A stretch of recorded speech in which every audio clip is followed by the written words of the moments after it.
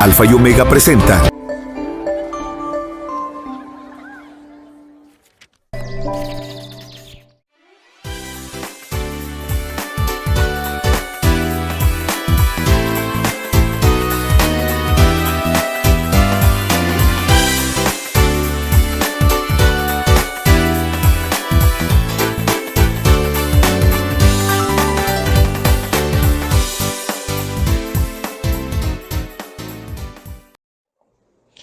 Muy buenas tardes a todos. Somos el equipo número 3, integrado por la licenciada Noemí Ortiz Pérez, licenciada Concepción Torres Vázquez, licenciada Narda de Jesús Cornelio Puc y una servidora, María de los Remedios Figueroa Noverola. Nuestro tema es la teoría psicogenética, constructivismo. Iniciaremos hablando acerca de qué es el paradigma, orígenes y precursores. Tenemos como constructivismo, que es la corriente filosófica, la cual tiene sus orígenes en los filósofos griegos Sócrates y Platón, los cuales manejaban lo que era la mayéutica y la dialéctica. La mayéutica, método filosófico aplicado por Sócrates, consiste en realizar preguntas a las personas hasta que éstas descubran los conceptos latentes u ocultos en su mente. Mientras que la dialéctica platónica hace referencia al uso o método utilizado por Platón en sus diálogos para exponer sus ideas. De igual manera, tenemos que el proceso constructivista está centrado en el proceso activo en el que los estudiantes construyen las nuevas ideas o conceptos basados en sus conocimientos actuales y pasado. Dentro del constructivismo, al docente se menciona que debe de intentar que los estudiantes descubran sus principios por sí mismos y estimular a que estos lo hagan. Es decir, el docente es ser una guía que ayude a prender ese pequeño foco que todos nuestros alumnos o todas las personas tenemos dentro de nuestro cerebro y de esta manera ellos mismos ir creando o construyendo su propio conocimiento. Es decir, si aprendemos a aprender o si sabes aprender de forma personal, se dice que seremos personas competentes. Una vez que nosotros hemos analizado, tal como lo menciona la mayéutica y esta corriente de ir haciendo las preguntas, que uno vaya indagando sobre el mismo conocimiento que tenemos e ir descubriendo todo esto. Dentro del constructivismo tenemos al padre del constructivismo psicológico y educativo. Se dice que en términos psicológicos y educativos se considera a Piaget como el padre del constructivismo con su epistemología genética. De igual manera, dentro de esta corriente constructivista tenemos a Vygotsky, el cual considera que el aprendizaje social del sujeto es el aprendizaje social del sujeto cuando éste realiza el aprendizaje en interacción con otros. Con Vygotsky teníamos lo que es la zona de desarrollo próximo, en la cual el educando todo lo que tiene a su alrededor lo va absorbiendo y va aprendiendo de ello. De Ausubel también nos menciona que el constructivismo se da cuando ese aprendizaje es significativo para él o para los estudiantes. Es así como tenemos los principales personajes del constructivismo y, como bien hemos dicho, esta corriente filosófica tuvo sus orígenes con los filósofos griegos. Y seguidamente nos vamos a la conceptualización de la enseñanza. Es que se dice que durante cierto periodo muchos educadores se rehusaban al término enseñanza, pero ellos creían que no se ajustaba a las ideas de este paradigma. Pero en los años 96, Lerner lo llamó actividad docente, con el objetivo de que debía tornarse a una enseñanza indirecta, claro, siempre y cuando encaminada a los contenidos escolares. Existieron también varios planteamientos. En los años 70, Duckworth y Cumming realizaron planteamientos que desarrollaban un contexto didáctico que pudiera estimular y favorecer al alumno.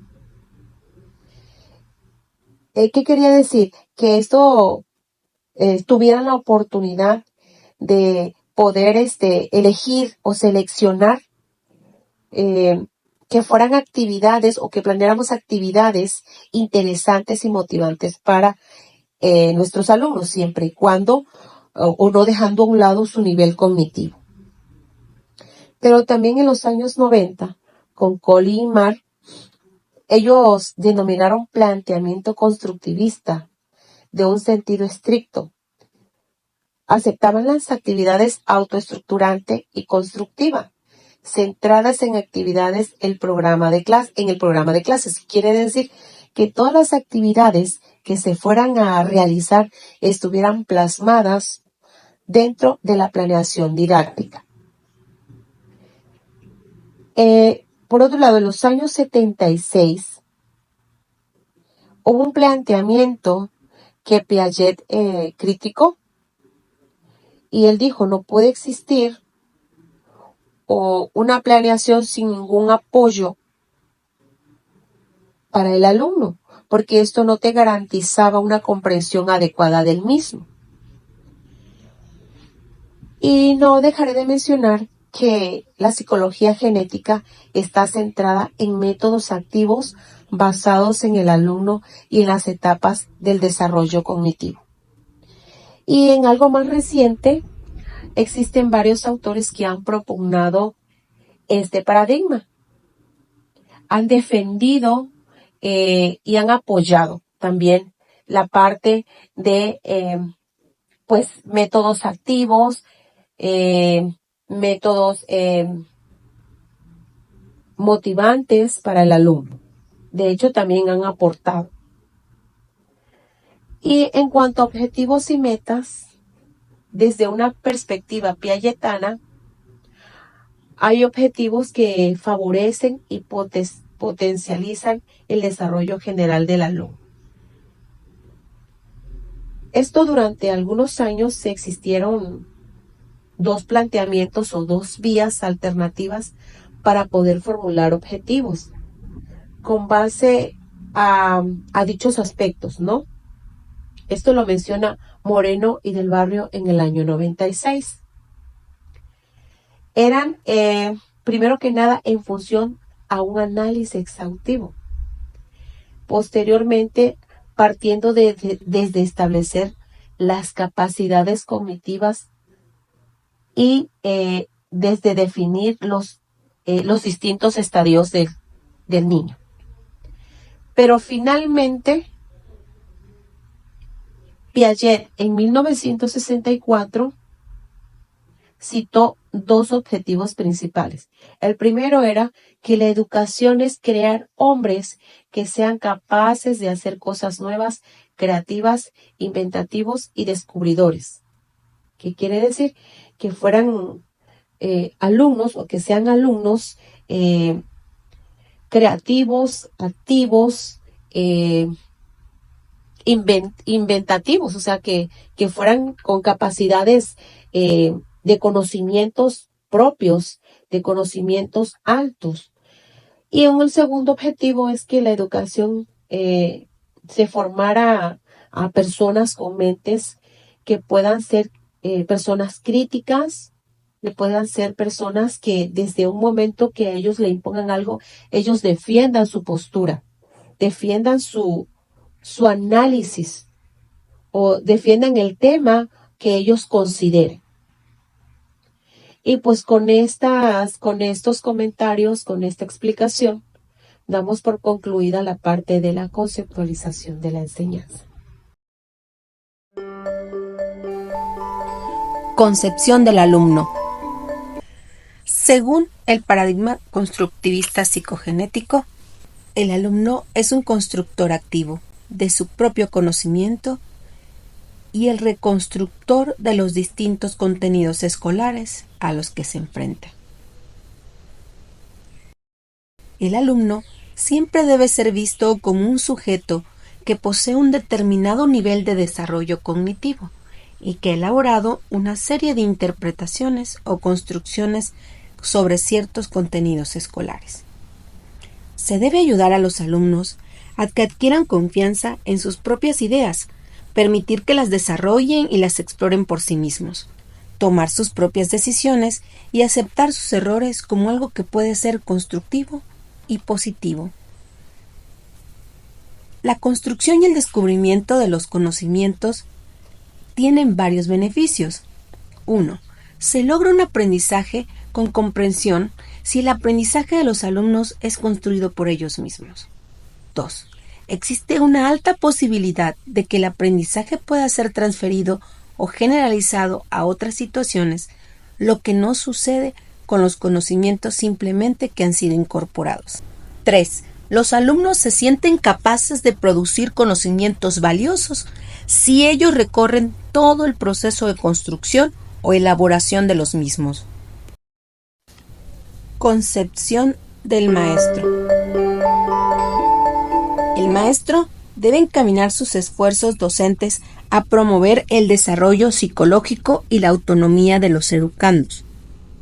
El profesor, junto con el alumno y los saberes curriculares, es una parte importante de la relación tripolar existente en todo acto educativo. El docente debe comprender la peculiaridad de esta relación y sus formas complejas de interacción y tener en cuenta la gran meta educativa. El profesor es el último eslabón de una serie de actores, intérpretes y de una secuencia de procesos de descontextualización y recontextualización de saberes específicos disciplinarios. Este proceso ha sido llamado transposición didáctica y empieza con el saber científico y el investigador como primer proceso y actor. El profesor debe entender el conocimiento disciplinario que posee como un objeto de enseñanza, como también es relevante que lo conozca con profundidad, sus peculiaridades disciplinarias, su psicogénesis, etc. Es importante que conozca a fondo los problemas y las características del aprendizaje operatorio y del saber disciplinario específico que le toca enseñar. Deberá tener también conocimiento de las etapas y los estadios del desarrollo cognitivo general, además de conocimientos didácticos específicos con una orientación psicogenética y una serie de expectativas y suposiciones en torno a la ocurrencia del acto educativo en una situación interpersonal e institucional. Debe asumir la tarea fundamental de promover una atmósfera de reciprocidad, de respeto y autoconfianza para el alumno, y debe dar la oportunidad de que el aprendizaje autoestructurante de los educandos pueda desplegar sin tantos obstáculos. El profesor procurará respetar los errores, los cuales siempre tienen un poco de la respuesta correcta, y las estrategias de conocimiento propia de los niños, y no deberá limitarse a exigir la mera emisión de la respuesta correcta. Debe evitar el uso arbitrario de la recompensa y el castigo. Tendrá que promover que los niños construyan sus propios valores morales. Concepción del aprendizaje. La postura psicogenética ha venido distinguiendo entre dos tipos de aprendizaje: el aprendizaje en sentido amplio y el aprendizaje en sentido estricto. Para aproximarnos al concepto, Gallagher y Reid sistematizaron algunas afirmaciones que podrían derivarse de la posición pelletana sobre el aprendizaje. El aprendizaje es un proceso constructivo interno, es decir, son las propias actividades cognitivas del sujeto lo que determinan sus reacciones ante la estimulación ambiental. Lo que el sujeto puede aprender del medio depende de su nivel de desarrollo. Un tercer principio considera el aprendizaje como un proceso de reorganización cognitiva. Este proceso de autorregulación es lo que la teoría piagetana denomina equilibración. Un cuarto aspecto perteneciente al proceso de aprendizaje se refiere al papel que cumplen las contradicciones o conflictos cognitivos. como motores de desarrollo y por tanto de aprendizaje. Este aspecto de la teoría piagetiana en relación con el aprendizaje se refiere al papel que cumple la interacción social, debido a la necesidad de entender el punto de vista del otro y a la coordinación de la perspectiva.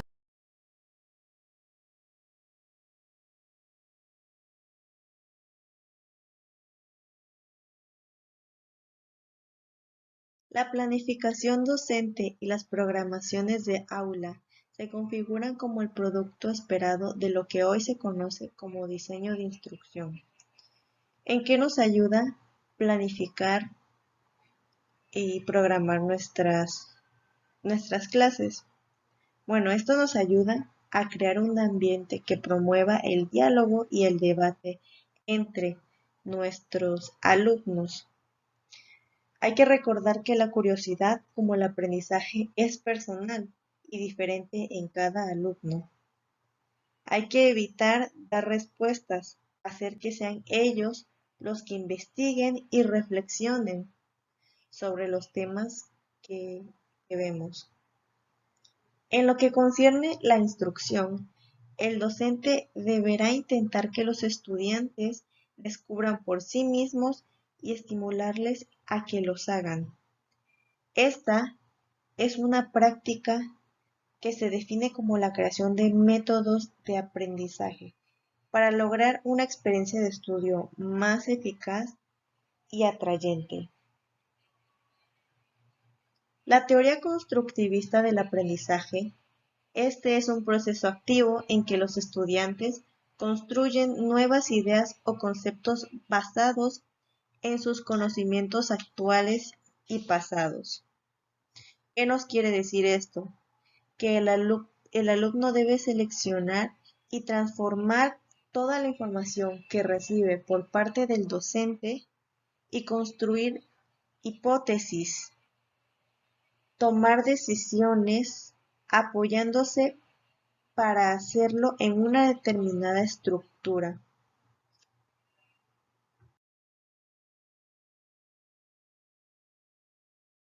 En el paradigma psicogenético, la concepción de la evaluación se centra en un método, el cual es el clínico crítico.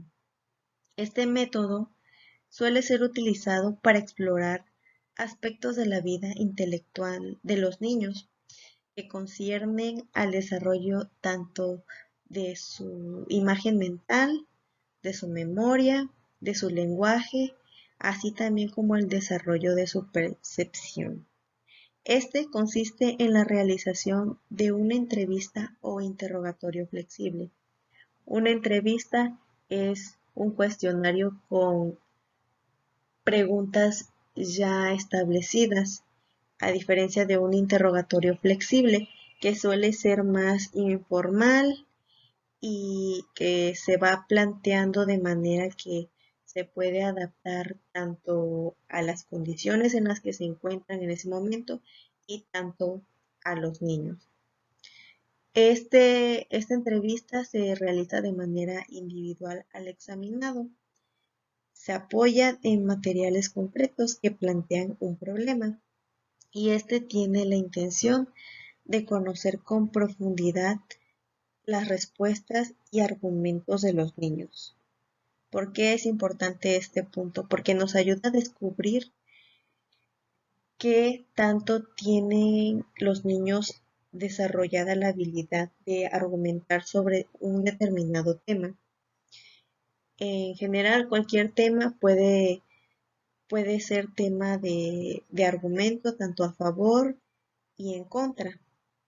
Y estos tipos de temas nos ayudan a que los niños puedan encontrar respuestas y dar argumentos para formar una opinión. Y de esta manera aprenderán a fundamentar su criterio. Luego de la aplicación, se debe realizar un análisis cualitativo de las respuestas con base a un modelo de interpretación. Un análisis cualitativo es un tipo de investigación que se centra en los pensamientos, en los comentarios y en los sentimientos de los niños. Y un modelo de interpretación es una actividad educativa que se limita al ofrecimiento de las informaciones, sino también tiene como objetivo revelar el significado la interrelación detrás de las cosas. Por último, en este método la representación de nuestro sujeto examinado alcanza mayor objetividad mientras más nos aproximemos a él. El, el examinador debe evitar sugerir las respuestas o cualquier otra situación que impida captar adecuadamente la lógica del pensamiento del niño. El examinador puede e incluso se recomienda que tenga mayor proximidad con el examinado, pero sin llegar al punto de contestar o incitar respuestas que puedan cambiar el criterio propio del niño. Gracias.